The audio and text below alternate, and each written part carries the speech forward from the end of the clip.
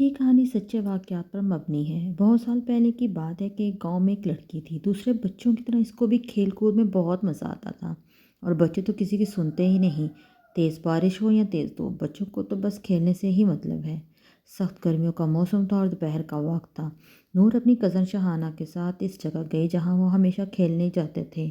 وہ جگہ اس کے گھر سے تھوڑی ہی دور تھی، اور وہاں پر ایک درخت تھا جہاں بچیوں نے کھیل کے لیے ایک جھولا لگایا ہوا تھا۔ ویسے تو اس درخت کے پاس ہمیشہ ہی لڑکیاں موجود ہوتی تھیں، پر آج جیسے ہی نور اور اس کی کزن وہاں گئے تو وہاں پر کوئی بھی نہیں تھا۔ تو انہوں نے کہا چلو اچھا ہے، آج ہم خود ہی مزہ کریں گے، اور نور جلدی سے جا کر جھولے پر بیٹھ گئی۔ اس بات پر شہانہ کو بہت غصہ آیا۔ شہانہ نے نور سے کہا پہلے مجھے بیٹھنے دو، پر نور نے اسے نہیں بیٹھنے دیا اور شہانہ غصے میں چلی گئی۔ نور کو یہ احساس ہی نہیں ہوا، نور وہاں پر اب اکیلی رہ گئی ہے۔ اچانک نور کو محسوس ہوا جیسے اسے کوئی جھولے دے رہا ہے، اور آہستہ آہستہ وہ اور تیز ہوا میں جا رہی تھی۔ اب وہ خود بھی ڈرنے لگی تھی کہ اس کے ساتھ کیا ہو رہا ہے۔ نور وہاں پر چلانے لگی، پر وہاں کوئی بھی نہیں تھا جو اس کی مدد کرتا۔ نور کو عجیب عجیب آوازیں سنائی دینے لگیں، اور وہ اچانک سے اس جھولے سے گر گئی اور بے ہوش ہو گئی۔ کچھ دیر بعد جب اس کی آنکھ کھلی تو اس نے دیکھا وہ اپنے ہی گھر میں ہے، پر وہ کچھ بولنے یا پھر کچھ کرنے کی حالت میں نہیں تھی۔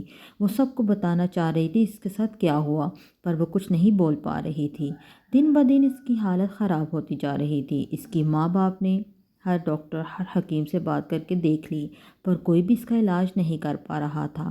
اور ایک دن نور کے بابا کسی بزرگ کو لے کر آئے، اور اس بزرگ نے ان کو بتایا کہ نور اب زیادہ دن زندہ نہیں رہ سکتی، کیونکہ وہ پوری طرح غیب کے قبضے میں آ گئی ہے۔